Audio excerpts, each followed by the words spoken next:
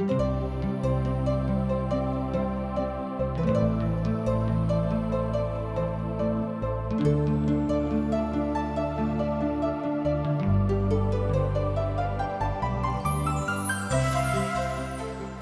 बाजै छथिन, संपूर्ण मन सँ परमेश्वर पर अहाँ भरोसा रखियो आ अपन समझ के सहारा नहीं लियो आ हुनके स्मरण क सब काज के करियो, तहने वह अहाँ के लेल सीधा मार्ग देखेथिन।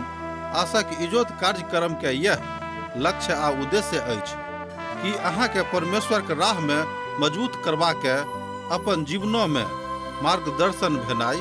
कृपया क देखू आ सुनू, जाय सो परमेश्वरक अहाँ के जीवन जिंदगी के ज्योति ठहरे। आशा के इजोत मैथिली कार्यक्रम में हम एक बेर और अहाँ के अभिनंदन प्रभु यीशु मसीह के मीठ आ पवित्र नाम से कह रहल छी। आजुक दिन हमरा सब देखब पाप एकटा सामान्य संरचना, अहू से बेसी नीक रहत पाप एकटा सामान्य विचारधारा, अर्थात लोकक सामान्य विचारधारा पापक प्रति की छैक। आजुक अध्ययनक आरंभ हमरा लोकनि 28 अध्याय के पहिल पदक पढ़ि कऽ करब। जँ अहाँक लग पवित्र पोथी बाइबिल अछि तऽ हमरा संगे खोलि लिअ नीति वचनक पोथी तकर 28 अध्याय आ तकर 1 पद के। दुष्ट लोक तऽ ओहू काल में भागैत छथि जहन हुनक पाछाँ केओ नहि करैत छनि, मुदा धर्मी लोक तऽ जवान सिंहक जकाँ निडर रहैत छथि।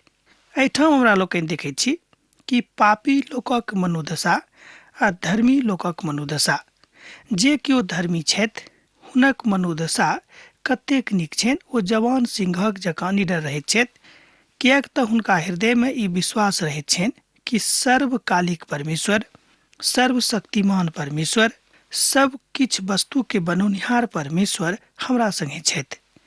मुदा जे केओ मनुख पाप करैत छथि हुनक विचारधारा बदलि जाइत छनि आर ओ हुनक बदललाक कारणे, अर्थात विचारधाराक बदललाक कारणे हुनक स्थिति, हुनक मनोदशा सेहो बदलैत रहैत छनि।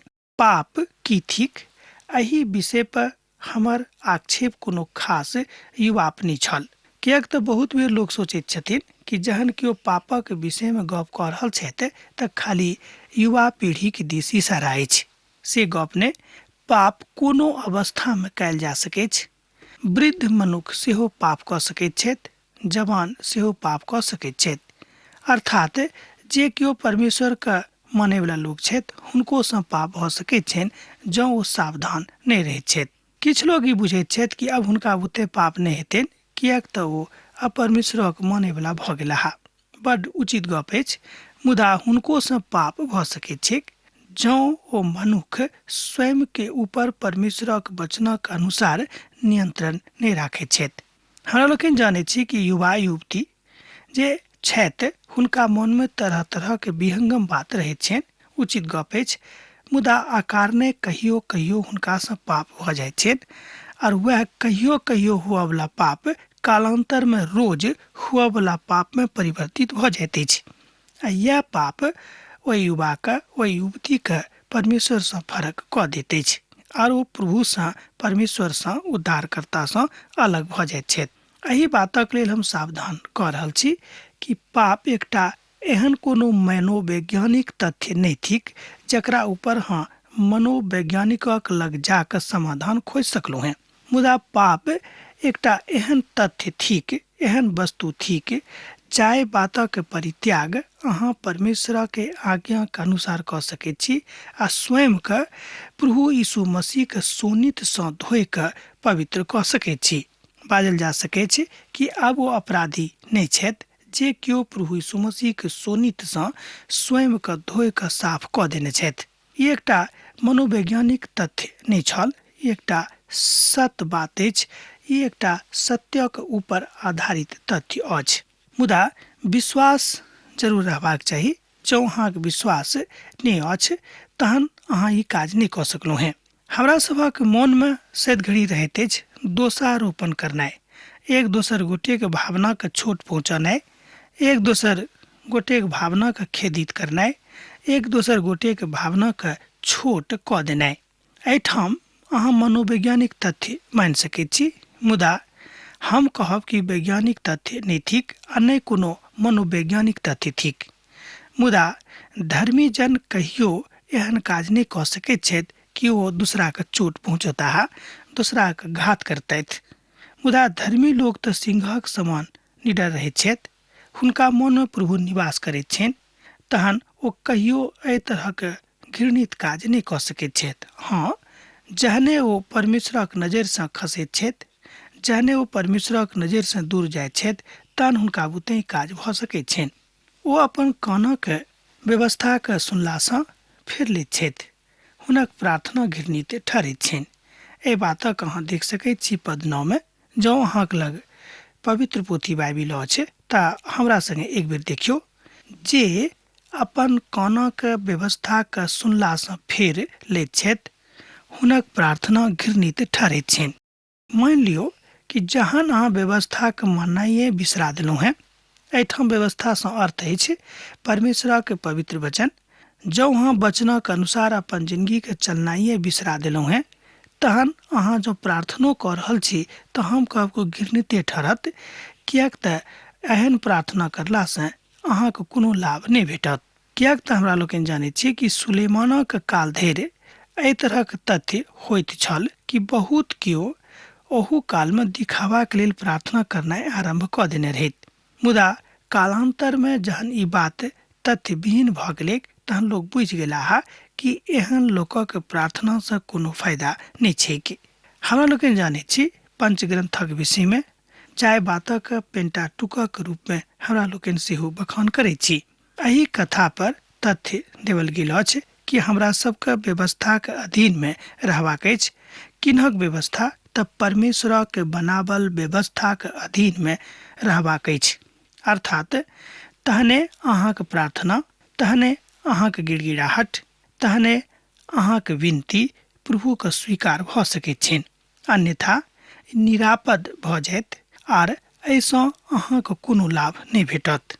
पहिल पत्रसक पोथी तकर 3 अध्याय आ तकर 12 पदमे एहि कथाके बताओल गेल अछि। तहन ओहि बातक ओतऽ देख सकैत छी। पहिल पत्रसक पोथी 3 अध्याय के 12 पद। किएक तऽ परमेश्वरक आँखि धर्मीक ऊपर लागल रहैत छनि आर हुनक कान हुनक विनतीके दिस लागल रहैत छनि, मुदा प्रभु बुराइके आरम्भ करयवलाके विमुख भऽ जाइत छथि। एहि तरह हमरा लोकनि देखैत छी कि जे केओ बुराइके आरम्भ करैत छथि, जे केओ बुराइ करैत छथि, हुनकासँ प्रभुके नजरि विमुख भऽ जाइत छनि। आब तऽ स्पष्ट भऽ गेल होइत। एहिठाम नीति वचनक महिमाके कथाके विषयमे बतायल गेल अछि कि नीति वचनके कतेक महत्व परमेश्वरक नजरिमे छनि। जे सोझ लोकक भटका कऽ कुमार्ग पर लऽ जाइत छथि, ओ अपन खानल गड्ढामे अपने खसि पड़ैत छथि, मुदा खरा लोक कल्याणक भागी होइत छथि। एहि बातक अहाँ एहिठाम देख सकैत छी पद 10 में। जँ अहाँके लग पवित्र पोथी बाइबिल अछि तऽ अहूँ एहि बातक अध्ययन कऽ सकैत छी, एहि बातक पढ़ि सकैत छी। प्रभुके व्यवस्था छनि कि जे संसारमे एखनो कार्यरत अछि, एखनो ओ बात चलि रहल अछि। अहाँ एखनो एहि बातक बड्ड जोर दऽ कऽ बता सकैत छी। यह आदरक बात थिक। तहन अहाँ बाजि सकैत छी कि पापक कारणे अपन परिवारमे अहाँ दुख, विषाद, विवाद आ बीमारीके आनि रहल छी। आब एकटा प्रश्न उठि कऽ ठाढ़ भऽ जाइत अछि।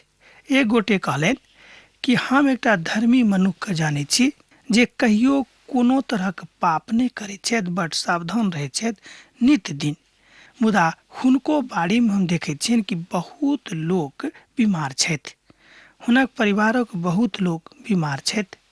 हुनका हम स्वयं देखैत छियनि कि ओ बड्ड तकलीफमे रहैत छथिन गरीबीके कारणे। ई की गप थिक? हमरा लोकनि एहि संसारमे बड्ड कम कालक लेल आयल छी। पवित्र पोथी बाइबिल तऽ कहैत अछि कि पल भरक लेल हमरा लोकनि एहि संसारमे थिकहुँ हैं।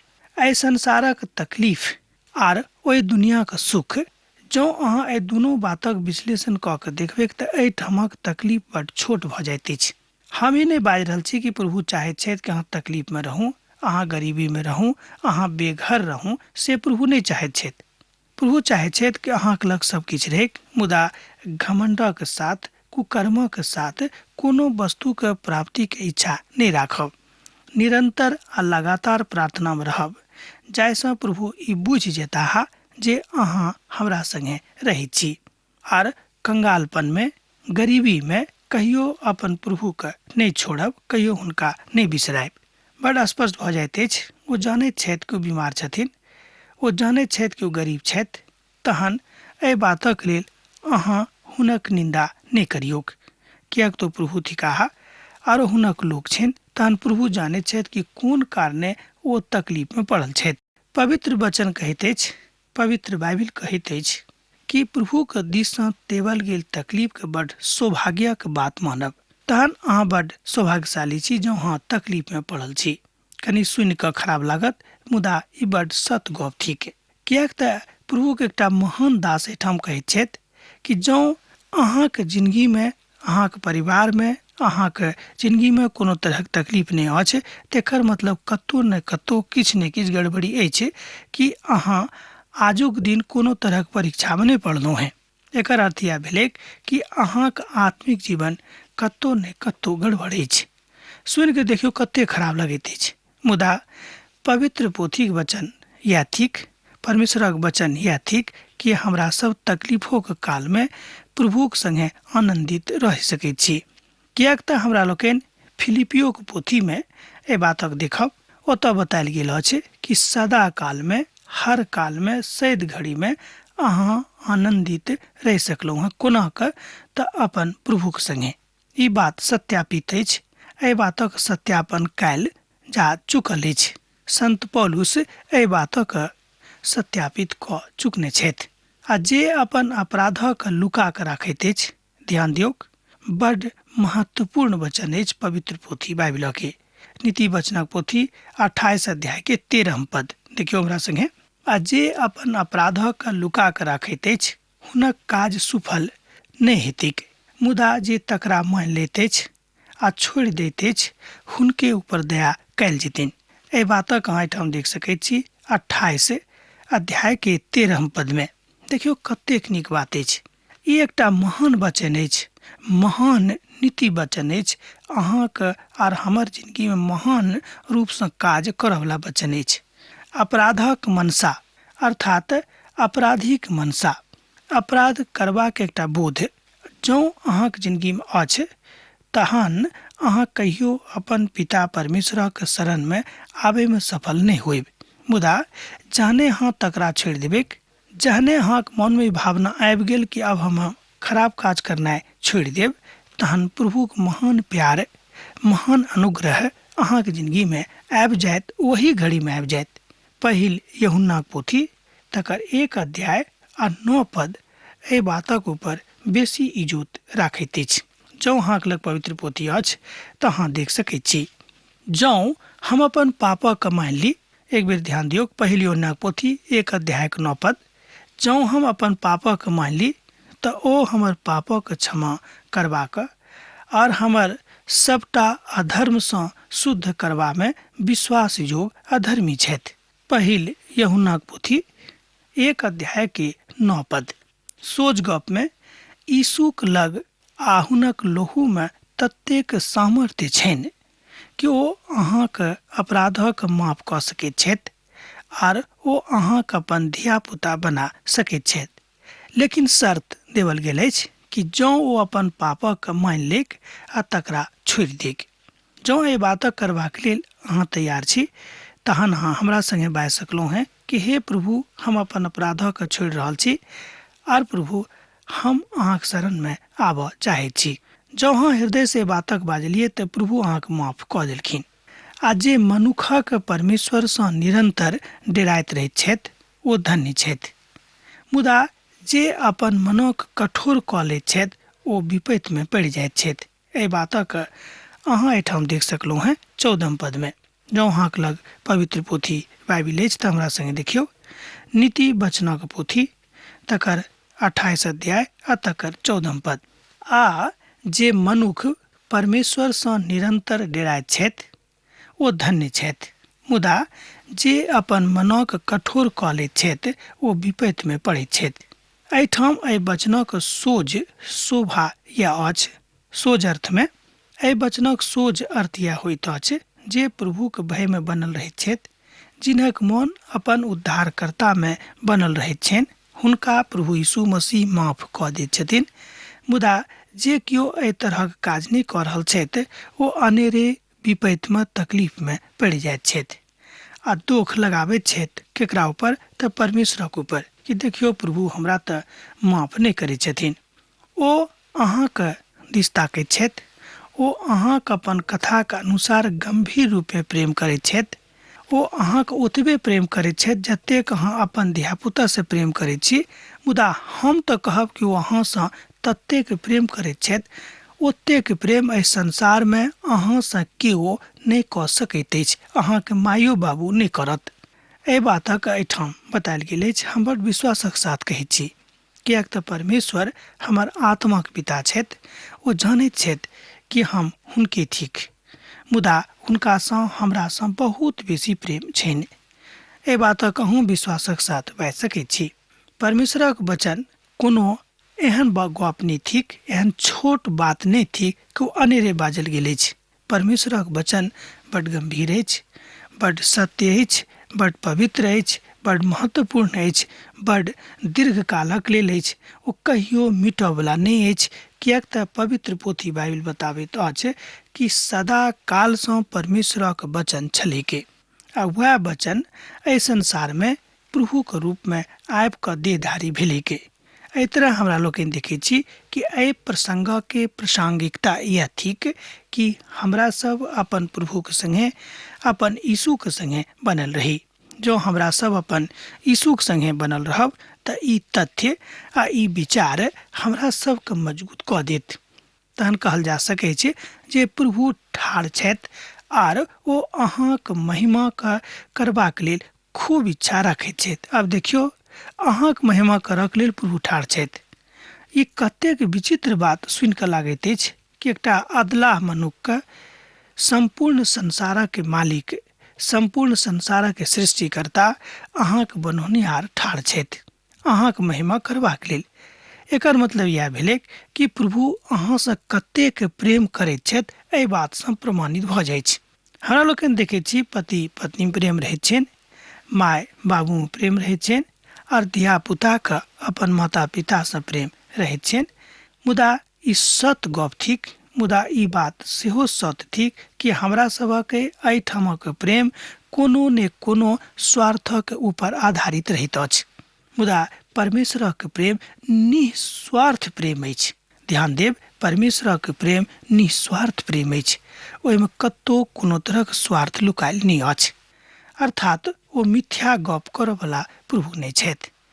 नीति वचनक पोथी में, बुद्धिक पोथी में हमरा सब एहि गंभीर बातक सीख रहल छी। एहिठाम प्रभुक वचन कहैत अछि कि जे कोनो प्राणीके छाया अपराधी हुएक ओ भाग्यके गड्ढा में फंसि जेताह आ केओ हुनका नहि बचौतनि। एहिठाम हमरा लोकनि एहि बातक सत्यापित कऽ सकलहुँ हैं पढ़ि कऽ 17 पदके। जँ कोनो पापीके अर्थात प्राण बचेबाक अछि तऽ हुनका प्रभुके शरणमे आबैए पड़तनि, आर दोसर कोनो बाट नहि थिक जाहि बाट दऽ कऽ ओ अपन पिताके घरमे जा सकैत छथि। प्रभु यीशु मसीह छोड़ि कऽ आर दोसर कोनो बाट नहि थिक। सुनि कऽ तमसायब नहि, किएक तऽ प्रभु यीशु मसीहके स्वयं पिता परमेश्वर एहि संसारमे पठौने छलाह। किएक तऽ प्रभु यीशु मसीह एक बेर अपन शिष्यके कहलनि, किएक तऽ हुनकासँ पूछने रहनि कि यौ अहाँ हमरा पिताके देखा सकैत छी कि? तऽ प्रभु यीशु मसीह अपन शिष्यके कहलनि कि जे केओ हमरा देखने छथि ओ पिताके देखने छथि, अर्थात ओ स्वयं पिता छथि, अर्थात ओ स्वयं परमेश्वर छथि। एहि बातक प्रमाण ओ स्वयं दऽ रहल छथिन कि जे केओ हमरा देखने छथि ओ परमेश्वरके देखने छथि। एहि तरह हमरा लोकनि देखैत छी कि ओ हमर पिता छथि, ओ हमर उद्धारकर्ता छथि, ओ हमर परमेश्वर छथि, तैँ हम हुनका ऊपर विश्वास करैत छी। आ जँ केओ जानि बुझि कऽ, ध्यान दियौ, आ जँ केओ जानि बुझि कऽ बड़ घृणा राखैत छथि आर अपन मोनके अपराधी बना दैत छथि, तहन हम की कऽ सकैत छी बा अहाँ की कऽ सकैत छी, तहन प्रभुक न्याय हुनका जिंदगीमे भेटतनि, अर्थात ओ बचि कऽ भागि नहि सकैत छथि। यह मानसिकता मनुष्यके बहुत बेर अपराधी बना दैत अछि, किएक तऽ जहन ओ ठट्ठा करनाइ आरम्भ कऽ दैत छथि, सब बातक मिथ्या बुझनाइ शुरू कऽ दैत छथि, हुनके मोन अपराधी भऽ जाइत छनि। सुनि कऽ तमसायब ने, किएक तऽ यह तथ्यमे अछि आ यह सत्य सेहो थिक, किएक तऽ परमेश्वरक पवित्र वचन एहि बातक बताबैत अछि। परमेश्वरक निर्दोष मेमना प्रभु यीशु मसीह पर अंगुरी उठौनाइ हमरा लोकनि अनेरे आरम्भ कऽ दैत छी, किएक तऽ एहि बातक ज्ञान नहि रहैत अछि आ हमरा लोकनि बजनाइ शुरू कऽ दैत छी। जँ अहाँ अज्ञानतामे ई काज कयने छी तऽ प्रभु अहाँके माफ करबाक लेल तैयार छथि, मुदा जानि बुझि कऽ जँ केओ एहि तरहक काज कऽ रहल छथि तहन अहाँ डेरायब, किएक तऽ अहाँके ऊपर परमेश्वरक प्रकोप, परमेश्वरक आगि बरखऽवला अछि। सावधान रहब, एम्हर उम्हर नहि जायब। यह थिक पापक एकटा सामान्य दृष्टिकोण, जाहि बातक हमरा लोकनि आजुक दिन एहिठाम नीति वचनक पोथीमे सीख रहल छी। अब जँ अपराधक विषयमे छी तऽ एकटा छोट बात कहब कि एकटा पुलिस अधिकारी आबि कऽ हमरा कहलनि कि यौ, अपराधक प्रक्रिया एहिठाम आरम्भ होइत अछि जतऽ मनुख परमेश्वरसँ अलग भऽ जाइत अछि। सुनि कऽ हम विचलित भऽ गेलहुँ हेँ कि आजुक युगमे एतेक पैघ अधिकारी एहि तरहक बातक मानैत छथि। यह सत्य थिक, तहन सत्यसँ केओ स्वयंके फरक नहि कऽ सकैत छथि। आ जे केओ अपन माता पिताके लूटि कऽ कहैत छथि जे ओ कोनो अपराध नहि कयने छथि तऽ ओ नाश करयवलाक समान छथि। एहि बातक सत्यापन अहाँ कऽ सकैत छी एहिठाम 24 पदक पढ़ि कऽ। हमरा संगे अहाँ देखियौ, आ जे केओ अपन माता पिताके लूटि कऽ कहैत छै जे ओ कोनो अपराध नहि भेल छनि हुनकासँ, ओ नाश करयवलाके संगहतिया ठहरैत छथि। आब हमरा आजुक अध्ययन एहिठाम समाप्त करबाक आज्ञा दिअ, किएक तऽ अहाँसँ हमर विदा होइके बेरा भऽ रहल अछि। पाती लिखनाइ नहि बिसरायब। यीशुके नेह अहाँके जिंदगीमे बनल रहैक। आमीन। हमर विश्वास अछि कि ई कार्यक्रम अहाँके लेल लाभदायक सिद्ध अछि। हम चाहै छी कि अहाँ अपन आशीषके हमरा संग साझा करू। जँ अहाँके नजीक बाइबलसँ आ जीवनसँ सम्बन्धित कोनो प्रकारके प्रश्न भऽ सकैत अछि तऽ अपन समस्याके लेल प्रार्थना करबाके लेल जँ चाहै छी तऽ हमरा फोन नंबर पर जरूर संपर्क कऽ सकैत छी। परमेश्वर अहाँ सबके लेल एकटा सुंदर, सुखद, आनंदित दिन प्रदान करैक।